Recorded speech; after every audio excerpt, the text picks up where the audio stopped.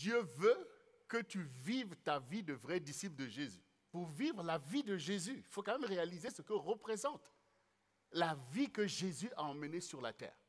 Et donc, nous pouvons le voir dans Apocalypse 3, notamment le verset 21 qui dit « À celui qui vaincra, je le ferai asseoir avec moi sur mon trône, comme moi j'ai vaincu et me suis assis avec mon Père sur son trône. » Donc, pour le Seigneur, il faut que tu réussisses ta vie sur la terre.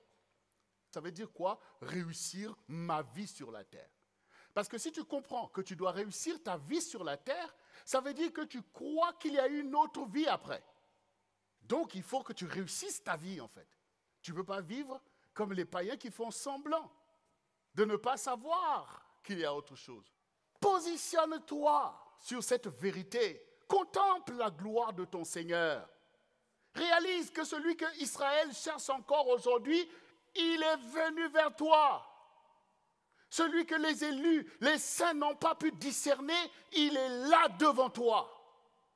Il est le Seigneur de ta vie, comme il a dit aux enfants d'Israël. Donc il faut réaliser. Il faut avoir accès à l'enseignement pour réaliser les choses. De la même manière, quand elle est à l'école, tout le monde n'est pas devenu mathématicien. Ceux qui le sont devenus, ce sont ceux qui ont réalisé c'est quoi cette matière, quelle est son importance. Et ils se sont positionnés pour devenir ce qu'ils sont devenus. Dans les choses de Dieu, c'est la même chose. On ne peut pas se contenter de religiosité.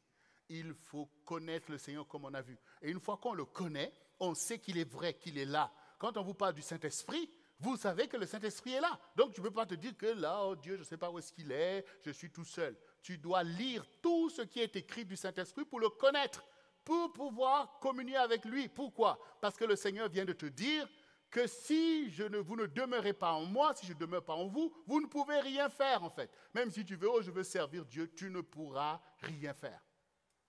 Voilà. Tout c'est question de la volonté de Dieu pour toi.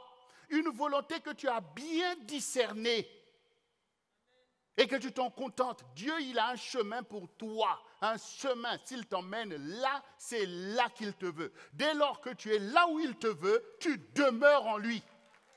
Si tu quittes sans la volonté de Dieu, tu n'as pas demeuré en lui. Parce que tu as vu des choses qui t'ont peut-être dérangé, tout ça, tu es parti.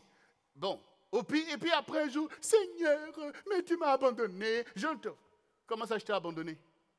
C'est pas toi qui m'as abandonné? Là où je t'avais placé, c'est pas toi qui as abandonné? Mais je n'avais pas vu, oui, mais tu m'as par tes propres yeux. Mais oui, c'est ça la réalité au quotidien. Au quotidien, c'est ce qui se passe dans la vie de beaucoup de chrétiens. On abandonne le Seigneur dans les choses, même dans ton foyer.